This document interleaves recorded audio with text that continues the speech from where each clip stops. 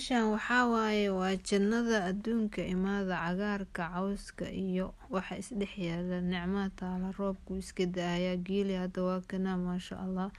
sanadkan waxaan idin leeyahay wadankeena maasha allah roob nicmatu rabbi ilaahay nabada nooga dhigo waxa goormaa kuugu dambeysay kan maqal baa la dhahaa hadda guriga loo dhisaa dadka VAP noqdeen waagi hore laakiin waxaa la sameyn jiray ariga lagu dhex dari jiray geeli waa kana hadda geeli la lisayaa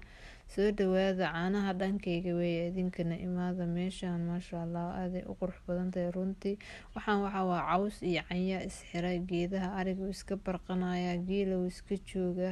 marka waxaan idin leeyahay ka faa'iideysta hada jawi degan oo u baahantiin oo qabow oo raaxo leh ciirtiina soo doonta ciirtii oo la lulaayo oo subagii laga bixinayana fiidiyooga soo socda insha allah idin soo dhigaya hadda meeshaan channelka asxaabta kala kiciya